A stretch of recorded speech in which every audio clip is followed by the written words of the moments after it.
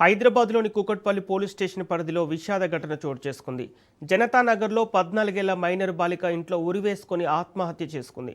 మూసాపేట్లోని ఓ private స్కూల్లో చదువుతున్న బాలిక రోజులాగే మధ్యాహ్నం భోజనం కోసం ఇంటికి వచ్చి తిరిగి స్కూలుకు వెళ్ళిందని భావించిన కుటుంబ సభ్యులకు కొద్దిసేపటికే విషాద వార్త అందింది.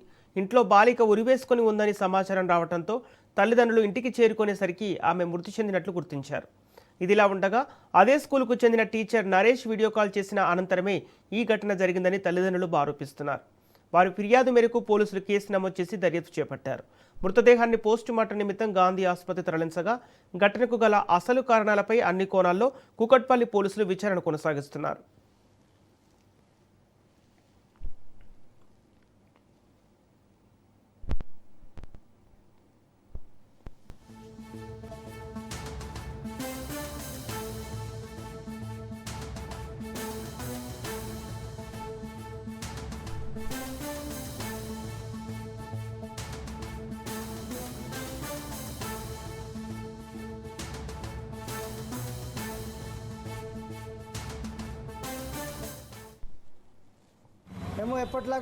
నేను ఎప్పట్లాగే డ్యూటీకి 9 గంటలకు వెళ్ళిపోయానండి.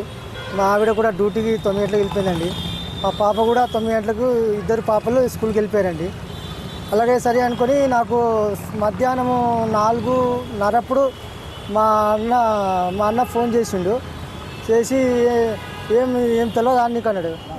అన్న నాకేం తెలియదు, ఏమైందంటే ఇట్లా పాప సూసైడ్ చేసుకుంది అని చెప్పిండు. అది ఎంబడే నేను రేపుడో బుక్ చేసుకొని ఇంటికి వచ్చాను. వచ్చేలోగా శ్రావణి అనే అమ్మాయి అక్కడ లేదు, మెడికల్కి తీసుకెళ్లారు. మళ్ళీ కొద్దిసేపు ఆగిన తర్వాత అంబులెన్స్లో మా పాప తీసుకొచ్చారు. ఏమైంది అడిగాను. ఇట్లా పాప సూసైడ్ చేసుకుంది అని చెప్పారు.